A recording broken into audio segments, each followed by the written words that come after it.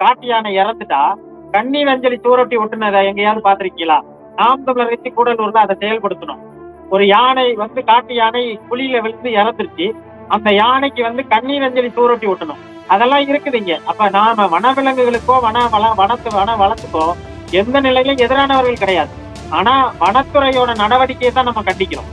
10 புலிக்குட்டி இறந்ததுக்கு யுனெஸ்கோல இருந்து வந்து ஒரு விசாரணை நடத்தினாங்க. எப்படி அந்த புலிக்குட்டி இறந்துச்சுன்னு. 230க்கும் மேற்பட்ட மக்கள் வந்து வனவிலங்குகளால தாக்குண்டு இறந்திருக்காங்க. குறிப்பா யானையால தாக்குண்டு இறந்திருக்காங்க. அப்ப அது மேல இதுவரைக்கும் ஒரு நீதி விசாரணை இங்க நடத்தப்படல. ஆளுங்கட்சியா இருக்க திமுக, எதிர்கட்சியா இருந்த அதிமுக, இன்ன பிற கூட்டணி கட்சிகள் எல்லாருமே தேர்தல் காலங்கள்ல அவங்க ஒரு அந்த வாக்குறுதிகள் கொடுப்பாங்க. 40 ஆண்டுகளா இருக்க நிலச்சிக்கல் தீர்க்கப்படும் அப்படின்னு. 40 ஆண்டுகளா இவங்கதான் ஆளுங்கட்சி, இவங்கதான் எதிர்கட்சி. நம்ம பதிவு செய்யறது அதுதான். அப்ப உங்களோட நோக்கம் தேர்தல் காலங்கள்ல மட்டும்தான் இந்த மக்கள் மேல இறக்கப்படுவீங்களா? அவங்களுக்கு அந்த மானி இறப்பு மேல சந்தேகம் உண்டாயிருச்சுன்னா உடனடியா இவங்க செய்யற வேலை என்ன அப்படின்னா, முறையா தேடி பார்ப்பாங்க. அந்த குற்றவாளி கண்ணுல படல, இல்ல அந்த குற்றவாளி வந்து ஒரு உயர் பதவியில இருக்கவங்க, இல்ல ஒரு பெரும் பண முதலையா இருந்துச்சுன்னா அந்த பகுதியில இருக்க ஒரு பழங்குடி மக்கள் மேல, பழங்குடி இளைஞர் மேல அந்த வழக்கை போட்டு பொய் வழக்குகளை திணிச்சு அவங்களை இதுவரைக்கும் பொய் வழக்குகளால் பாதிக்கப்பட்டவங்க நூற்றுக்கணக்கான பேர் இருக்காங்க. உண்ணி காடுகள் வந்து யானைகளுக்கான தீவனங்களை கொடுக்க போறதில்லை. பாட்டினிய செடிகள் வந்து யானைகளுக்கான தீவனங்களை கொடுக்க போறதில்லை. தேக்கு தோப்பு புலிகள் வாழ்விட சூழலை உருவாக்க போறதில்லை. அப்ப இது அத்தனையும் எது உருவாக்கும்னா புல் பூண்டு எல்லாமே பிணைஞ்சு கிடக்கிற ஒரு அடர் வனம் தான் இந்த உயிர்வாழ் சூழலை உருவாக்கும். நாம் தமிழர் கட்சி சுற்றுச்சூழல் பாசறை சார்பா ஒரு அனுமதி கேட்கிறோம். அதாவது அடர் வனத்துக்குள்ள எங்களுக்கு அனுமதி கொடுங்க. நாங்கள் 50 பேர் வந்து நாங்க தன்னார்வலர்கள் வந்து உள்ள நாங்க விதைக்கிறோம் அப்படின்னு சொல்லி நாங்க அனுமதி கேட்கிறோம். ஆனா அனுமதி கொடுக்காது. ஏன் அப்படின்னா,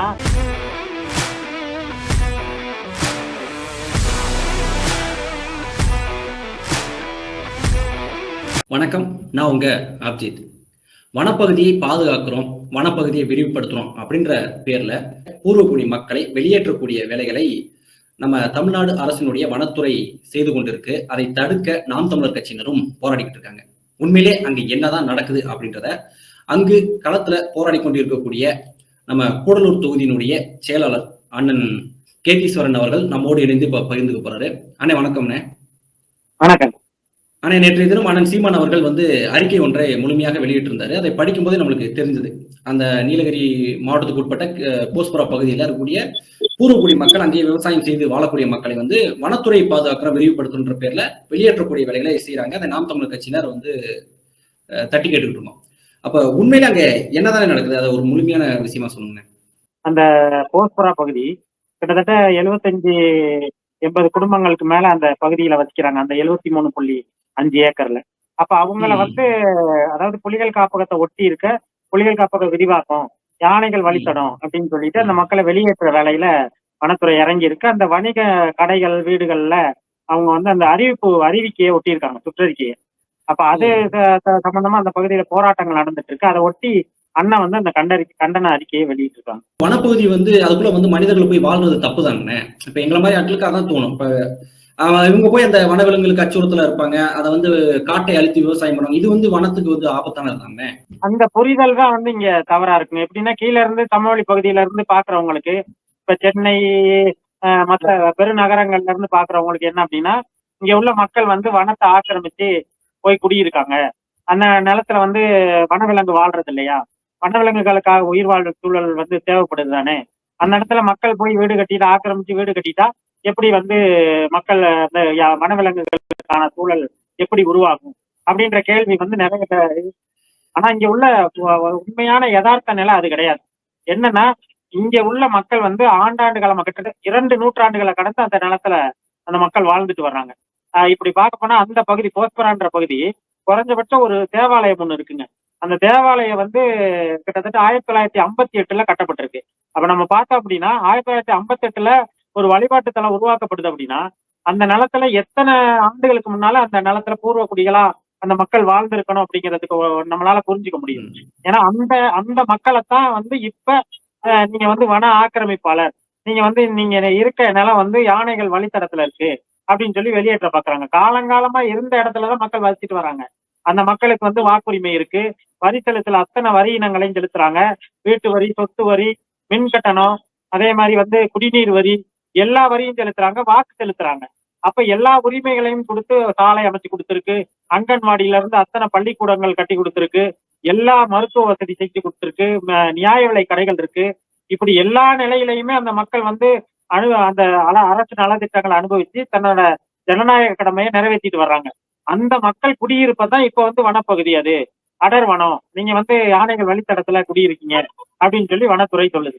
அதுதான் நம்ம எதிர்க்க வேண்டிய கட்டாயம் ஏற்படுது. இப்ப இவ்வளவு நாட்கள் அந்த மக்கள் அங்கதானே வசிச்சாங்க.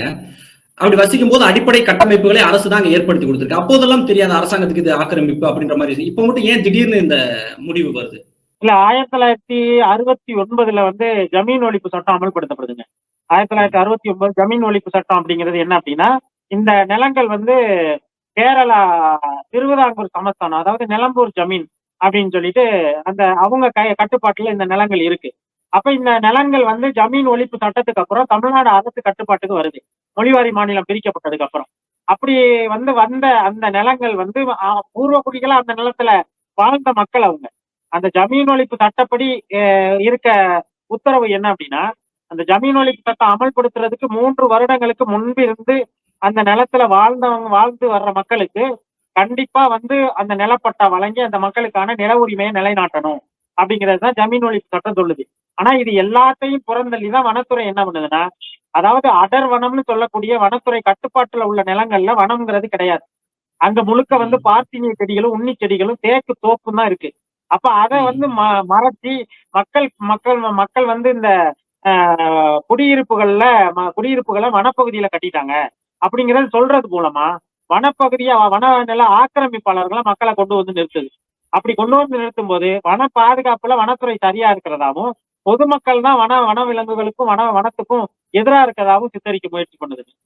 இவங்களை வந்து அங்க வசிக்கிறதுக்கு சட்டம் இடம் கொடுக்குதா? இந்த மாதிரியான மக்கள் அந்த வனத்தை ஒட்டியோ இல்ல வனத்துக்குள்ளேயோ வாழ போறதுக்கு சட்டம் அனுமதிக்குதா? இது வரைக்கும் இருக்கக்கூடிய சட்டங்கள் அவங்களுக்கு தான், அதாவது ஜமீன் ஒழிப்பு சட்டம் அமல்படுத்துறதுக்கு முன்னால இருந்து அந்த நிலத்துல மக்கள் வசிச்சுட்டு வர்றாங்க.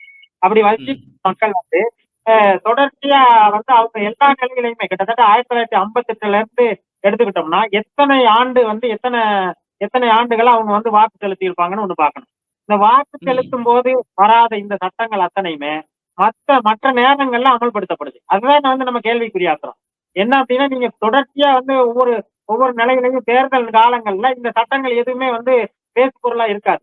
இந்த மாதிரி வனத்துறை கொண்டு போய் சுற்றறிக்கை ஒட்டாது, இந்த நிலத்துல வாழ்றது தப்புன்னு பேசாது, வனவிலங்கு தாக்குதல் இருக்காது, வனத்துறை அச்சுறுத்தல் எதுவுமே இருக்காது தேர்தல் காலங்கள்ல. ஆனா மற்ற நேரங்கள்ல வந்து அமல்படுத்தப்படும் போதுதான் இங்க வந்து அந்த மக்களை வந்து எப்படி பயன்படுத்துறாங்க இந்த ஆளுகிற ஆண்ட அரசுகள் வந்து இது வரைக்கும் எப்படி பயன்படுத்துறாங்க, வெறும் வாக்கு செலுத்துற எந்திரமா தான் பயன்படுத்தியிருக்காங்க. அப்ப இது இது இது தொடர்ச்சியா இந்த நடவடிக்கை தான். நீங்க பார்த்தோம்னா இந்த ஜமீன் ஒழிப்பு சட்டம் அப்படிங்கிறதுக்கு அப்புறம் வந்த ஒவ்வொரு வன சட்டங்கள் கடந்த 30 ஆண்டுகளுக்கு எடுத்துக்கிட்டோம்னா, தமிழ்நாடு தனியார் வன பாதுகாப்பு சட்டம், அதாவது வந்து டிஎன்பிபிஎஃப் ஆக்ட் இருக்கு. இதே சட்டம் கேரளாவில் இருக்கு, கேஎன்பிபிஎஃப் ஆக்ட் இருக்கு. அந்த கேஎன்பிபிஎஃப் ஆக்ட் படி நீங்க இங்க வாழ்ற மக்களுக்கு வந்து எல்லா உரிமையும் இந்த நிலத்துல வாழ்ற உரிமை வந்து மக்களுக்கு இருக்கு. அந்த நிலங்கள்ல இப்படி முறைப்படுத்தி வாழ்ந்துக்கலாம். அவங்க குடியிருப்புகளை புனரமைச்சுக்கிறதுக்கோ, அவங்க வந்து அதுல வந்து தன்னோட வாழ்வாதார நிலைய மேம்படுத்திக்கிறதுக்கோ, விவசாயத்தை மேம்படுத்திக்கிறதுக்கோ எந்த தடையும் இல்லைன்னு சொல்லி கேரள அரசு சொல்லுது. ஆனா தமிழ்நாடு அரசு இதே டிஎன்பிபிஎஃப் ஆக்ட், அப்ப அதாவது தமிழ்நாடு தனியார் வன பாதுகாப்பு சட்டத்தின் கீழ் வந்து நீங்க இங்க வசிக்கிறதுக்கு தகுதியற்ற மக்கள்னு பதிவு செய்யுது. ஒரே சட்டம் கேரளாவுக்கு வேற மாதிரி, தமிழ்நாட்டுக்கு வேற மாதிரி பயன்படுத்தப்படுது. இரவு நேரங்கள்ல காட்டுக்குள்ள வந்து பயணிக்கிறதுக்கு எல்லா நாடுகள்லயும் எல்லா இடத்துலயும் அனுமதி இருக்கு. ஆனா இங்க வந்து உள்ள வனச்சட்டம், நீங்க வந்து பயணிக்க கூடாது, இந்த இடத்துல வந்து நீங்க பயணிச்சா வனவிலங்குகளுக்கு அச்சுறுத்தல் இருக்கு, வனவிலங்குகளுக்கு ஆபத்து இருக்கு அப்படின்னு சொல்லி இரவு நேர தடையே இருக்குது. இங்க ஒரு குறிப்பிட்ட சாலையில இரவு நேர தடையே இருக்கு, மைசூர் கூடலூர் சாலையில. அப்ப நீங்க இதை எப்படி பாக்குறோம்? நீங்க வந்து வனவிலங்குகளுக்கு தொல்லை இல்லாம நீங்க கடந்துக்கங்க, நீங்க தொல்லை கொடுக்கறவங்க மேல வனச்சட்ட கடுமையான நடவடிக்கை எடுக்கப்படும் அப்படிங்கிறது தானே சரியா இருக்குமே தவிர, நீங்க பயணிக்கிறதே வனவிலங்குகளுக்கு தொல்லையா இருக்கும் அப்படின்னு சொல்றத எந்த வகையில ஏற்றுக்க முடியும்? அதாவது கூடலூர் வந்து மருத்துவ குறைபாடு உள்ள பகுதிங்க. எடுத்துக்கிட்டோம் மருத்துவ குறைபாடு, அதாவது மருத்துவமனை கிட்டத்தட்ட மருத்துவமனைங்கிறதே கிடையாது. தனியார் மருத்துவமனைகள் நம்பி ஓடணும்னா கேரளாவுக்கு ஓடணும், அது கிட்டத்தட்ட 50 கிலோமீட்டர் தள்ளிங்க. இந்த பக்கம் எடுத்துக்கிட்டோம்னா 100 கிலோமீட்டர் தள்ளி கோவைக்கு வரணும். ஈரோடு போகணும். அப்ப நீங்க இந்த மருத்துவ குறைபாடு உள்ள ஒரு நிலப்பரப்புல இரவு நேர போக்குவரத்து தடைங்கிறது எந்த அளவு இந்த மக்களை வந்து வஞ்சிக்கிறாங்க. அதாவது நான் என்ன ஒரு பொதுவா ஒரு மொழியில குறிப்பிடணும்னா, இந்த சர்வதேச அனாதைகள்னு சொல்லுவோம்ல, சர்வதேச அனாதைகள் அப்படின்னா எல்லா எல்லா நிலையிலையும் புறக்கணிக்கப்பட்ட மக்கள்னு ஒருத்தர் இருப்பாங்க. அதுதான் சர்வதேச அனாதைன்னு பதிவு செய்வோம். அது கூடலூர் மக்கள்னு தான் பதிவு செய்யணும். முக்கியமா யானை வழித்தடங்கிற சொல்ற இடத்துல வனத்துறை வந்து ரிசார்ட் கட்டுது. அந்த நிலத்துல ரிசார்ட், அதாவது சொகுசு விடுதிகளை கட்டி அதை வந்து வியாபார நோக்கத்துக்காக, வணிக நோக்கத்துக்கு பயன்படுத்துது. அப்ப அதே நேரத்துல அந்த இடத்துல மக்கள் வசிப்பிடங்களை புனரமைச்சுக்கிறதுக்கு வனத்துறை தடை விதிக்குது. அப்ப நீங்க எப்படி முரண் இருக்கு பாருங்க. அப்ப நீங்க அதாவது வனத்துறை வந்து நினைச்சா சொகுசு விடுதிகளை கட்டி அதை வந்து வணிக நோக்கத்துக்கு பயன்படுத்தலாம். அதே நிலத்துல இந்த வனத்தையும் வனவிலங்கையும் அண்டி அந்த நில அந்த அந்த மக்கள் அந்த வனவிலங்குகளையும் நேசித்து வாழக்கூடிய அந்த மக்கள் வந்து தன்னை வீட்டை புனரமைச்சுக்கிறதுக்கும் அந்த நிலத்துல வந்து அந்த வனத்துக்கோ வனவிலங்குகளுக்கோ எந்தவித அச்சுறுத்தலும் தொந்தரவு இல்லாம வாழ்றதுக்கு இங்க வனத்துறை எதிரா இருக்கு. காட்டு யானை இறந்துட்டா கண்ணீர் அஞ்சலி சூரட்டி ஒட்டுனதை எங்கேயாவது பாத்திருக்கீங்களா? நாம் தமிழர் கட்சி கூடலூர்ல அதை செயல்படுத்தணும். ஒரு யானை வந்து காட்டு யானை குழியில விழுந்து இறந்துருச்சு, அந்த யானைக்கு வந்து கண்ணீர் அஞ்சலி சூரட்டி ஒட்டணும். அதெல்லாம் இருக்குது இங்க. அப்ப நாம வனவிலங்குகளுக்கோ வன வளத்துக்கோ எந்த நிலையிலும் எதிரானவர்கள் கிடையாது. ஆனா வனத்துறையோட நடவடிக்கையை தான் நம்ம கண்டிக்கிறோம். வனவிலங்குகள் ஊருக்குள்ள இடம்பெயருது அப்படின்னா தீவனங்கள் இல்ல, அதுகளுக்கான தீவனங்கள் அங்க பயிரிட்டு வளர்க்க வனத்துறை தயாரா இல்ல. இது வந்து அந்த எப்படி வனத்துறை வந்து காலங்காலமா எப்படி வனம் இருக்கோ அந்த வன பாதுகாப்பை வந்து தொடர்ச்சியா வந்து உயிர்வாழ் சூழலை வந்து அப்படியே வச்சிருந்தா இந்த சிக்கல் கிடையாது. ஆனா இங்க வந்து பிரச்சனையே அதுதான். வனவிலங்குகளுக்கான தீவனம் உள்ள பயிரிட்டு வளர்க்கறதுக்கான எந்த முன் நடவடிக்கையும் வந்து வனத்துறை செய்யப்படல.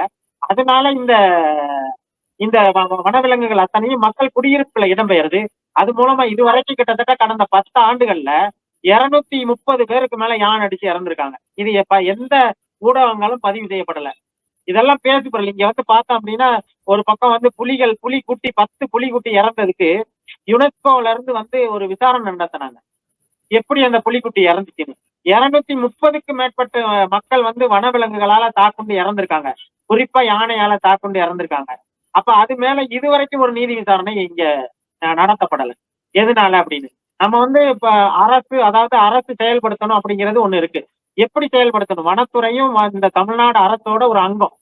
அப்ப எப்படி வந்து வருவாய்த்துறை மக்களுக்கான நலத்திட்டங்களை செயல்படுத்தணும்னு நினைக்குதோ அதே மாதிரி வனத்துறை வனவிலங்குகளுக்கான வன வளத்தை பாதுகாக்கணும்னு நிக்கணும். அதே நேரத்துல நீங்க வந்து இந்த மக்களை வஞ்சிக்கிறதுனாலயும் மக்கள் நெருக்கடி கொடுத்து நிலவழியேற்றத்துக்கு கொண்டு வந்து நிறுத்துறதுனாலுமே வனம் பாதுகாக்கப்படும் நம்புறது அடிமுட்டாள்தனம் அப்படின்னு நம்ம நினைக்கிறோம். இப்ப அந்த கட்டுப்பாடு அப்படின்றது இந்த உள்ளூர் மக்களுக்குமாக பெரிய பிரச்சனையா இருக்கு. இவங்க கொடுக்க தேவையற்ற இவங்க கொடுக்கக்கூடிய கட்டுப்பாடு என்பது உள்ளூர் மக்களுடைய வாழ்வாதாரத்தை பாதிக்கக்கூடிய பிரச்சனையா இருக்குன்னு சொல்றீங்க. ஒரு குறிப்பிட்ட வன சட்டங்களை வந்து எடுத்து படிச்சோம்னா 202 1995 202/95 ஒண்ணு இருக்குங்க. அதாவது 202/1995 சொல்லிட்டு ஒரு உத்தரவு. அந்த உத்தரவுல நீங்க ஒரே ஒரு எடுத்துக்காட்டு, அந்த உத்தரவை மட்டும் எடுத்துக்கிட்டோம்னா நீங்க டூ நாட் அக்செப்டட் நியூ ஆக்குபென்ட்னு சொல்லி ஒரு ஒரு ஒரு ஒரு குறிப்பிட்ட ஒரு வரி இருக்கு. அதாவது புதிய ஆக்கிரமிப்புகளை அனுமதிக்க முடியாதுன்னு சொல்லி ஒரு வரி இருக்கு அதுல. இத வந்து எப்படி புரிஞ்சுக்கிறோம்? வனப்பகுதியில எந்த ஆக்கிரமிப்பையும் மேற்கொள்ளக்கூடாது இனிமேல். அப்படி மேற்கொண்டா கடுமையான நடவடிக்கைகள். ஆனா அப்படி யாருமே எந்த மக்களும் மேற்கொள்ளப்படல. 2 நூற்றாண்டு காலமா, அதாவது 2 நூற்றாண்டு 1.5 நூற்றாண்டு காலமா அந்த நிலத்துல வாழ்ந்து வர்ற மக்கள் எந்த நிலையிலையும் வனப்பகுதிக்குள்ள இடம்பெயரல. வனப்பகுதியை வந்து ஆக்கிரமிச்சு வீடுகளை கட்டல. அதுதான் இங்க வந்து குறிப்பிட வேண்டியது இருக்கு. இவங்க திரும்ப திரும்ப வனத்துறை என்ன சொல்லுது அப்படின்னா வனநில ஆக்கிரமிப்புனா வனநில ஆக்கிரமிப்பு குறிப்பிட்ட காலங்கள்ல வனத்துறை உதவியோட நடத்தப்பட்டுச்சு. அதை தான் நம்ம எதிர்க்கிறோம். 1990 இருந்து 2005 வரைக்கும் கூடலூர்ல மிகப்பெரிய வன அழிப்பு நடத்தப்பட்டுச்சு. வனத்துறை தான் முன்னின்று அந்த வன அழிப்பை நடத்துனுச்சு. கிட்டத்தட்ட அதை குறிப்பிட்டு சொல்லணும்னா ஒரு ஒரு சரக்கு இருக்குல்ல, பெரிய லாரி, அந்த லாரியில ஒரே ஒரு மரத்தை மட்டும் அறுத்து எடுத்துட்டு போனாங்க அப்படின்னு சொல்லி பதிவு செய்யறாங்க. அப்ப யோசிச்சு பாருங்க, எத்தனை நூற்றாண்டுகளா அந்த மரங்கள் இருந்திருக்கணும். அப்ப யாரால வெட்டி கடத்தப்பட்டுச்சு அப்படின்னு ஒண்ணு இருக்குது இல்ல. அப்ப இது அத்தனையுமே நடத்தி முடிச்ச வனத்துறை இப்ப என்ன சொல்லுது அப்படின்னா நீங்க மக்களை வந்து குடியிருப்ப காரணம் காட்டுது. நீங்க குடியிருக்கிறது வனநிலம் அப்படின்னு சொல்லி காரணம் காட்டுது. ஏற்கனவே வந்து வனப்பகுதிகள் முழுக்க நிர்மூலமாக்கப்பட்ட நிலையில மக்கள் குடியிருப்புக்குள்ள இப்ப வந்து தன்னோட அந்த கையை விரிச்சு நீங்க வந்து இதெல்லாம் வனநிலம் அப்படின்னு சொல்ல முயற்சி பண்ணுது வனத்துறை. அதாவது அவங்களுடைய தவறுகளை மறைக்கிறதுக்காக அங்க பூர்வக்குடி மக்கள் மீது பழிய போட்டுக்கிட்டு இருக்காங்க. கண்டிப்பாங்க. பூர்வக்குடி மக்கள் அதாவது ஆமா அவங்க தவறுகளை மறைக்கிறதுக்காகத்தான். அவங்க தவறுகளை வந்து வனத்துறை தவறுகளை மறைக்கிறது ஒண்ணு. ரெண்டாவது நாம என்ன கேட்கிறோம்னா இந்த நீதி விசாரணை ஒண்ணு வேணும். நீங்க கூடலூர்ல வனப்பகுதியை யார் பாதுகாக்கிறா? வனநிலத்தை யார் பாதுகாக்கிறா? வனநிலத்துல இருக்க அடர் வனங்கிறது வனத்துறையால பாதுகாக்கப்பட்டிருக்கா? மக்கள் வசிப்பிடங்கள்ல அதிகமான மரங்களை வச்சு மக்கள் பாதுகாக்கிறாங்களா? அப்படிங்கிற ஒரு நீதி விசாரணையை உட்படுத்தும். அப்படி உட்படுத்துறது மூலமா இந்த மக்கள் வந்து வனநில ஆக்கிரமிப்பாளர்கள் இல்ல, இந்த மக்கள் வந்து வனத்துறையோட தவறுகளால 220 230 பேர் வனவிலங்கு தாக்குதலுக்கு உள்ளாக்கப்பட்டு இறந்திருக்காங்க. அந்த மக்கள் வந்து இன்னைக்கு வந்து அப்பாவை இழந்து, தம்பியை இழந்து, தாத்தாவை இழந்து, குடும்பத்துல ஒருத்தரை இழந்து நிக்கிற அந்த குடும்பங்களை யோசிச்சு பாருங்க. இன்னைக்கு உள்ள வாழ்வாதார சூழல் எவ்வளவு பிள்ளைகளை படிக்க வைக்க வசதி இல்லாம, ஒரு பெரிய உயர்கல்விக்கு போக முடியாம ஒரு துணிக்கடையில வேலை செய்யற நிலைமையில இருக்காங்க இன்னைக்கு அந்த மக்கள்.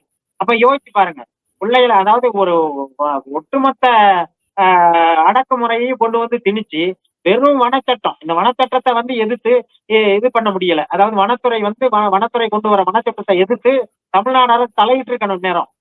இந்த மக்களை வந்து தொடர்ச்சியா இந்த மாதிரி வனச்சட்டங்களை திணிச்சு வந்து அச்சுறுத்துறதை நிறுத்திக்கணும், வனவிலங்கு தாக்குதல்ல உயிரிழப்பை தடுக்கணும் அப்படின்னு. ஒருத்தர் இறந்து நாங்க சாலையில உட்கார்ந்துட்டா வந்து எல்லா அதிகாரியும் பேசுவாங்க. அதாவது இந்த இது இனிமே நடக்காது, உடனடியா அந்த யானை அப்புறப்படுத்தப்படும், மக்கள் குடியிருப்பு இருந்து அப்படி அப்புறப்படுத்தி எங்க விடுவோம்? அதுகளுக்கான தீவனம் எங்க இருக்கு? இந்த கேள்வி இருக்குதுல்ல. புரியுதுண்ணே. இப்ப உங்களுடைய கஷ்டங்கள் புரியுது. அதாவது ஒரு வனவிலங்குகள் தாக்கப்பட்டு மனிதர்கள் இறக்கிறதா இருக்கட்டும், அந்த வனவிலங்குகளுக்கான வாழ்வாதாரத்தை உறுதி செய்யணும். இது ரெண்டுலயுமே வந்து இந்த வனத்துறை வந்து அவங்க தவறு செஞ்சுக்கிட்டே தான் இருக்காங்க. இவங்க செய்யக்கூடிய அந்த தவறு வந்து அது மனித உயிரிழப்புல போய் முடியுது.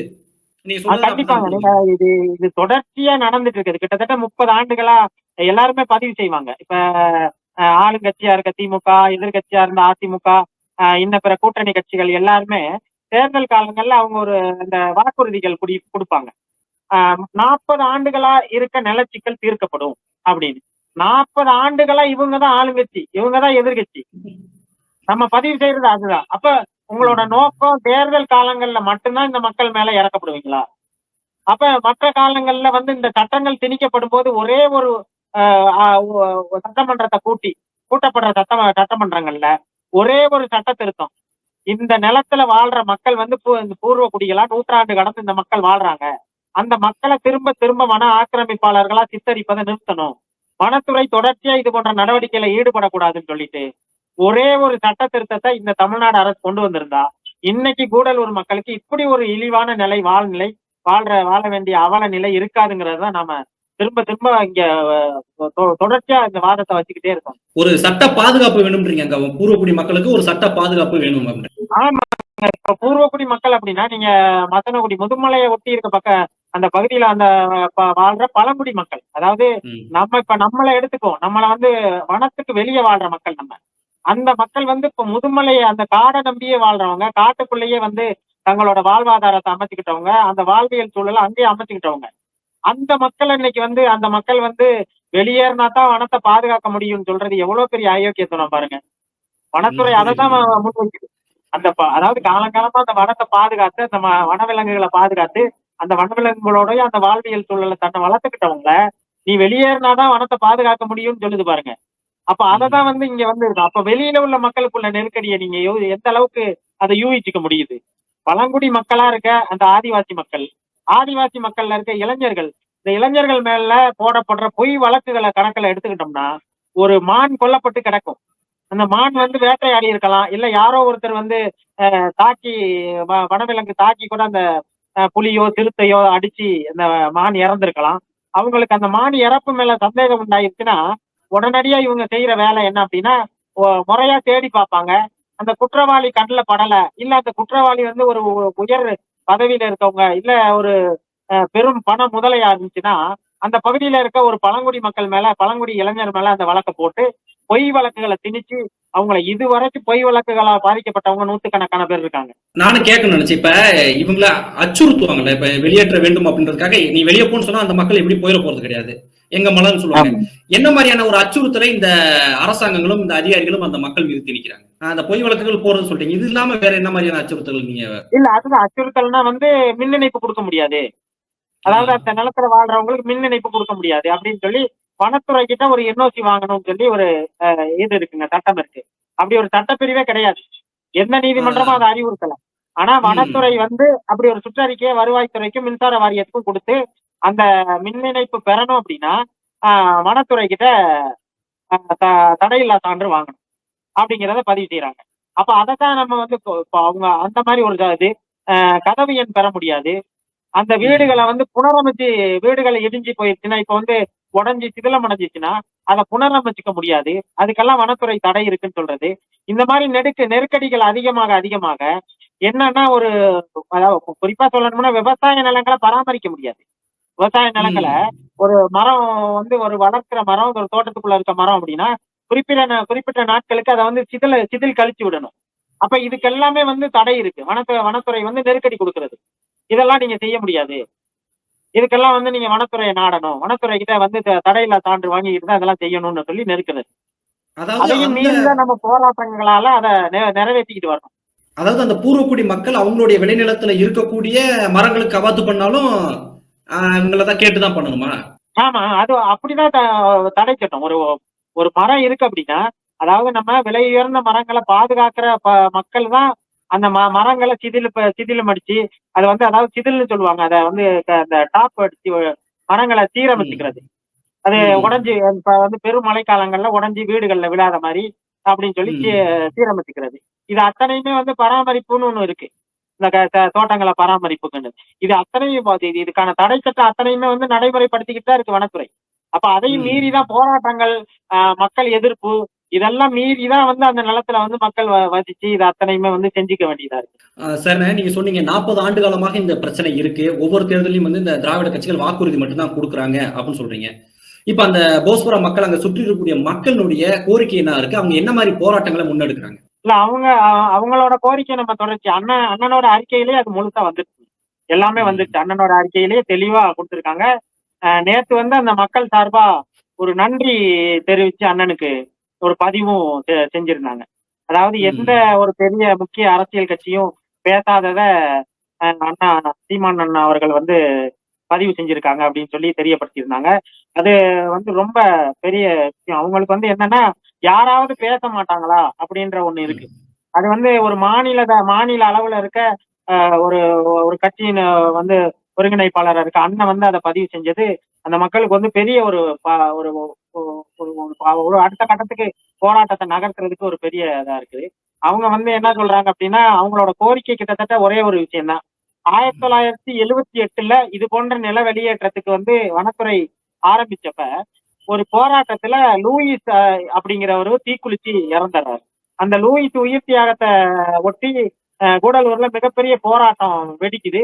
அப்படி போராட்டத்தின் போது வந்து அன்னைய முதல்வரா இருந்த எம்ஜிஆர் அவர்கள் நேரடியா கூடலூருக்கே வந்து லூயிஸோட வீட்டுக்கே போய் ஆறுதல் சொல்லி இந்த நிலத்துக்கு வந்து எல்லா வகையிலையும் பட்டா கொடுக்கறதுக்கான தகுதி இருக்கு, வீட்டுமனை பட்டா வழங்கணும், இந்த மக்களுக்கு வந்து நில உரிமையை கண்டிப்பா வழங்கணும் அப்படின்னு சொல்லிட்டு ஒரு வாய்மொழி உத்தரவை பிறப்பிச்சுட்டு அது மூலமா வந்து நீங்க மேற்கொண்டு எல்லா நடவடிக்கையும் கொண்டு வாங்க, நான் அதை செயல்படுத்துறேன் அப்படின்னு சொல்லிட்டு எம்ஜிஆர் வந்து இங்க தெரிவிச்சுட்டு போனார். இந்த நில வெளியேற்றத்துக்கு எதிராக வந்து இந்த மக்கள் வந்து கோரிக்கை என்ன அப்படின்னா ஜமீன் ஒழிப்பு சட்டப்படி அந்த நிலம் அவங்களுக்கானதா உரிமையை வழங்கணும். அது வந்து எந்த நிலையிலையும் அவங்க வந்து அவங்களுக்கான வனத்துக்கு எதிராக அந்த மக்கள் கிடையாது. திரும்ப திரும்ப பதிவு செய்யறது அதுதாங்க. அந்த மக்கள் வாழ்ற மக்கள் வந்து ஒரு காலமும் வனத்துக்கு எதிராக நடந்துக்கிறது கிடையாது. வனவிலங்குகளுக்கு எதிரான நடவடிக்கையில ஈடுபட்டது கிடையாது. அப்படி இருக்கும்போது ஜமீன் ஒழிப்பு சட்டம் 1969 படி அந்த மக்களுக்கான நில உரிமையை நிலைநாட்டணும். அதே போல 1978 ஆமாங்க பட்டா வீட்டுமனை பட்டா வழங்கணும். அதே நேரத்துல அந்த மக்களுக்கு காலங்காலம் 1978 எம்ஜிஆர் அவர்கள் வந்து எப்படி வந்து இந்த நேரடியா பார்வையிட்டு ஒரு உத்தரவை பிறப்பிச்சாரோ அந்த உத்தரவை அரசாணையை வெளியிட்டு அந்த மக்களுக்கான நில உரிமையை நிலைநாட்டணுங்கிறது அதுதான் வந்து இங்க இருக்கு. அதே மாதிரி வன உரிமை அங்கீகார சட்டம்னு ஒண்ணு இருக்குங்க, 2006 வன உரிமை அங்கீகார சட்டம்.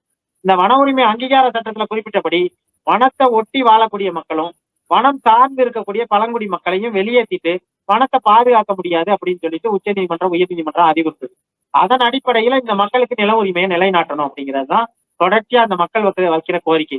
இதை அண்ணன் வந்து தெளிவா அந்த அறிக்கையில குறிப்பிட்டிருக்காங்க. ஆனா இனி வரும் காலங்கள்ல நாம் தமிழர் கட்சி அங்க இருக்கக்கூடிய உங்களை மாதிரியான களப்போராளிகள் எப்படி இப்ப அந்த அரசை வந்து வலியுறுத்தி போராட்டங்களை முன்னெடுக்கலாம் அப்படின்ற மாதிரி யோசனை இருக்கு. நீங்க அந்த மக்களோடு எப்படி இணைந்து அந்த போராட்டங்களை முன்னெடுக்க போறீங்க?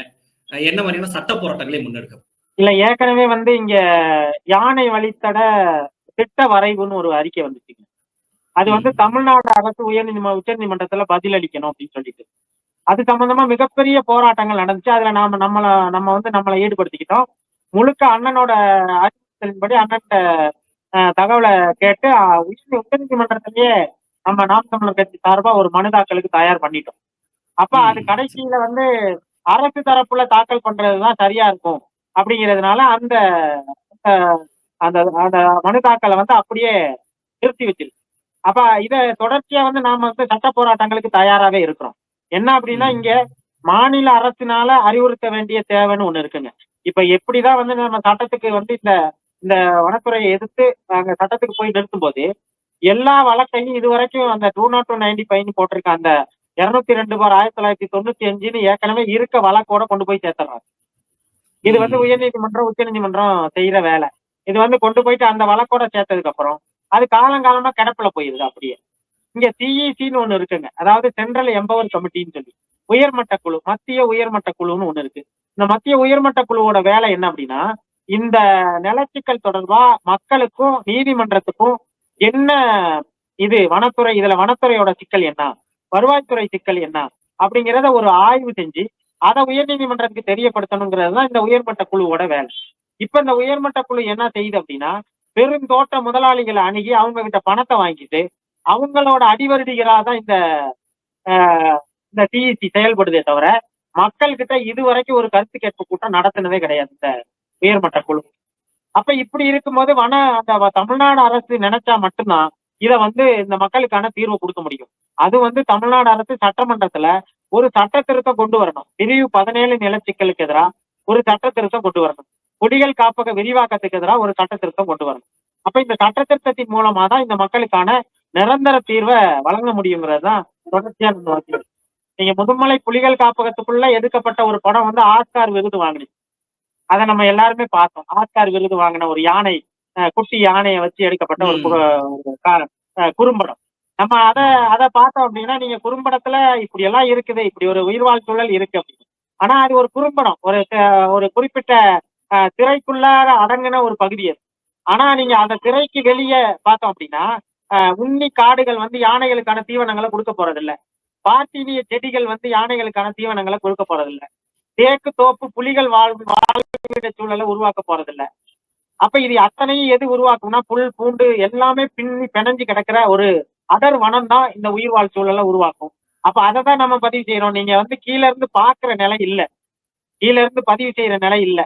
ஒருத்தர் வந்து கீழ இருந்து எடுக்கிறாங்க, ஒரு காணொலியில பதிவு செய்யறாங்க, மக்கள் வந்து திரும்ப திரும்ப வந்து வனத்தை ஆக்கிரமிச்சு வீடை கட்டிக்கிறாங்க, வனநிலத்துல போய் மரங்களை வெட்டி குடியேறிடுறாங்க, இதனால வனவிலங்கு வெளியே வந்து தாக்குதல். அப்படி கிடையாது. உண்மை நிலை வந்து வனவிலங்குகளுக்கான தீவனங்கள் அடர் வனங்களுக்குள்ள இல்ல, அடர் வனம்னே ஒண்ணு இல்லை அப்படிங்கிறதுதான் இதுல நம்ம பதிவு செய்ய வேண்டியிருக்கு. அதுல இருந்து வெளியேற வனவிலங்கு மக்கள் குடியிருப்புக்குள்ளார வந்து மக்களை தாக்கி உயிர் பலி எடுக்குது. அதாவது அந்த அடர் வனங்கள், அதை யானைகளா இருக்கட்டும் புலிகளா இருக்கட்டும் அதில் வாழ்வதற்கான சூழ்நிலை இப்ப காட்டுல இல்ல. அதை பாதுகாக்க தவறிய அந்த வனத்துறை என்பது இப்ப மக்கள் மீது பழிய போட்டுக்கிட்டு இருக்காங்க, அந்த மண்ணின் மைந்தர்கள் மீது பழிய போட்டுக்கிட்டு இருக்காங்க.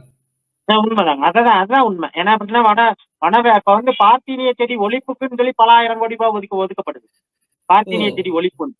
அப்ப இது வருடம் நீங்க பார்த்தீனிய செடி இருந்தாதான் அந்த நிதி வரும் அப்படின்னு ஒண்ணு இருக்குல்ல. அதே மாதிரி உன்னிச்செடி ஒழிக்கிறதுக்குன்னு ஒரு குறிப்பிட்ட கோடிகள் ஒதுக்கப்படுது. அப்ப இந்த உன்னிச்செடி இருந்தாதான் அதை ஒதுக்குறதுக்கு, அதை ஒழிக்கிறதுக்கு சொல்லி நிதி வரும். அப்ப இது வந்து வனத்துறையோட தொடர் வந்து, அதாவது வணிக நோக்கத்துக்காக மட்டுமே இது செயல்படுத்தப்படுது. நீங்க இங்க வந்து யானைகள் பாதுகாப்போ, புலிகள் பாதுகாப்போ, மான்கள் பாதுகாப்போ, வனவிலங்கு பாதுகாப்போ, வனவள பாதுகாப்போ இதுல அறவே இருக்கிறதா தெரியல. அப்படி இருந்திருந்தா வந்து காலங்காலமா நாங்க போய் கேட்கிறோம், நாம் தமிழர் கட்சி சுற்றுச்சூழல் பாசறை சார்பா ஒரு அனுமதி கேட்கிறோம். அதாவது அடர் வனத்துக்குள்ள எங்களுக்கு அனுமதி கொடுங்க, நாங்கள் 50 பேர் வந்து நாங்க தன்னார்வலர்கள் வந்து உள்ள நாங்க விதைக்கிறோம், விதைகளை நாங்க விதைக்கிறோம், விதை பந்துகளா விதைகளா கொண்டு வந்து விதைக்கிறோம், அதுல வந்து இப்ப 1000 விதைக்கும் போது ஒரு 100ஆவது முளைச்சு வந்துரும்ல அப்படின்னு சொல்லி நாங்க அனுமதி கேட்கிறோம். ஆனா அனுமதி கொடுக்காது. ஏன் அப்படின்னா நாம உள்ள போனவுடனே தெரியும் வனம் எப்படி இருக்கு, அந்த வனம் எப்படி வந்து நிர்மூலமாக்கப்பட்டிருக்கு, பொட்டல் காடுகளா எப்படி மாற்றப்பட்டிருக்குங்கிறது நம்ம வந்து வெளியே கொண்டு வந்துருவோம். அதனால நாம் தமிழர் கட்சிக்கு அதுக்கு அனுமதி கொடுக்க மாட்டாங்க. இதுதான் யதார்த்த உண்மை. புரியுதுனே. அதாவது நாங்க பார்க்கக்கூடிய அந்த இயற்கை சூழல் அப்படின்றது வேற. ஆனா உண்மையான கள நிலவரம் வேற. அதாவது அங்க வாழக்கூடிய மக்களுடைய ஒரு கருப்பு பக்கத்தை எங்களுக்கு காட்சிப்படுத்துறதுக்கு மிக்க நன்றி. அதனாலதான் நான் உங்களை நேர்காணல் எடுக்கணும்னு நினைச்சதே அதனுடைய உங்க நேரத்தை ஒதுக்கி எங்களுக்காக அந்த தகவலை கொடுத்ததுக்கு நன்றி. நாம் தமிழர் கட்சி முன்னெடுக்கக்கூடிய அந்த மக்களுடைய அந்த நியாயமான போராட்டம், சட்ட போராட்டம் வெற்றி அடைய வேண்டும் என்பது என்று நாங்க தமிழ் தேசிய வலையொலி சார்பாக வாழ்த்துக்களையும் பாராட்டுகளையும் தெரிவிச்சுக்கிறோம்னே. எங்களோட உங்க நேரத்தை பகிர்ந்துகிட்டது ரொம்ப நன்றிண்ணே. நன்றி.